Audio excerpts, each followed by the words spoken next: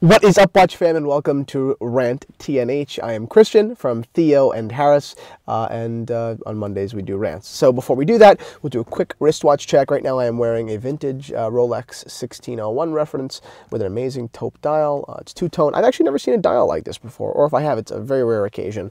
I absolutely love this watch. That's how much I love it. I'm almost speechless.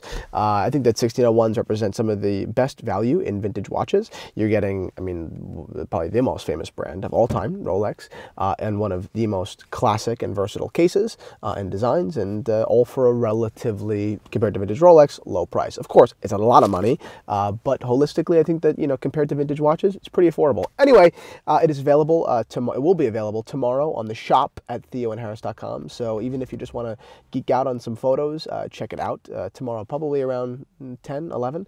So that's it. Let's get into my rant. Okay, I've talked about this once before, briefly about George Clooney, but I'd like to talk again about, and you guys know I'm very marketing focused. I'm very how to sell watches focused. How companies, Omega, Tag, Rolex, blah blah blah blah. Anyway, how they should be selling watches. And today I might offer some advice on what they should be doing, but primarily, I'm going to be focused on the thing that they do that I don't think they should be doing at all. And I'll admit that I could be wrong.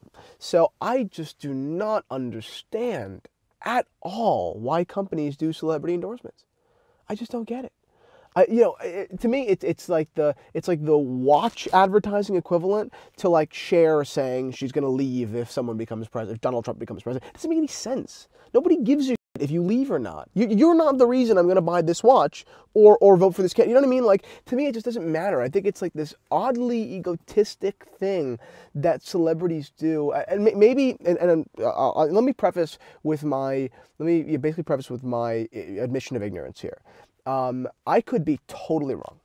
I really could. I could be totally underestimating the, lay consumer, a little bit more of an ignorant, not that they're stupid, but with respect to watches, they're just a little bit more of an ignorant consumer. I consume very, I'm difficult, I think you guys should be. I think that we as a community are. It doesn't take little things to please us. It takes a little bit more. It takes more than the average consumer. So I think I might be spoiled. I might be so used to demanding such high expectations, or even just reasonable expectations from watchmakers, that when something so stupid like this happens, I'm just so befuddled. When Leonardo DiCaprio does it for Tag, or when Daniel Craig does it for Omega, or when George Clooney does it for Omega, I don't feel all that bad, because they have enormous budgets, they're enormous companies, and I kind of get it. I kind of understand that they just have so many advertising dollars, that it doesn't really fucking matter if they pay George Clooney, $750,000 to do a couple of photo shoots. So I can get that.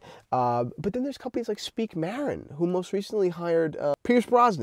They recently hired Pierce Brosnan to do, why?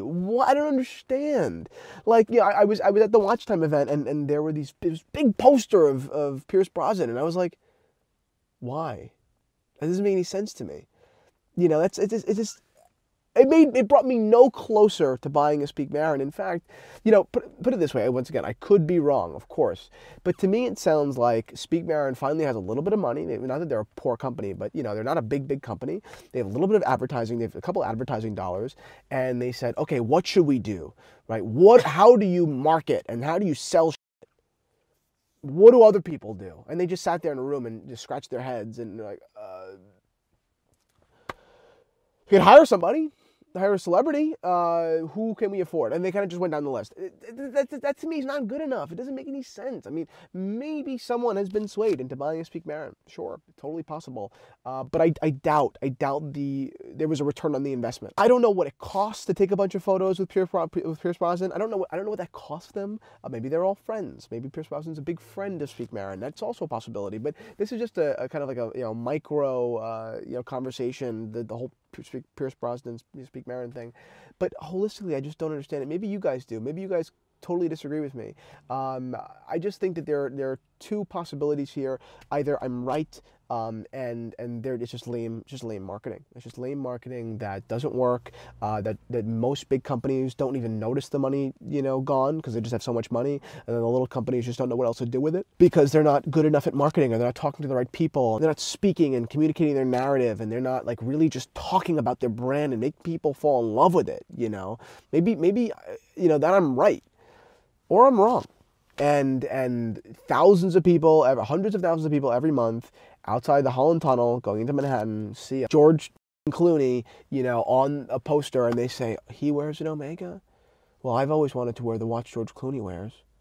I should wear an Omega. Maybe that is true. Maybe guys are thinking like that, but I certainly am not.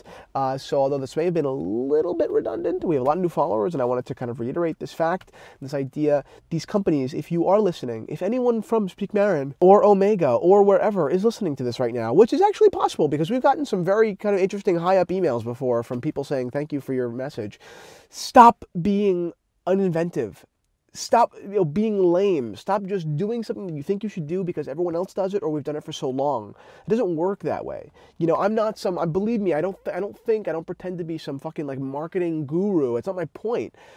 But I can tell you that at least personally, I am brought no closer to buying your watch than I was 2 seconds ago.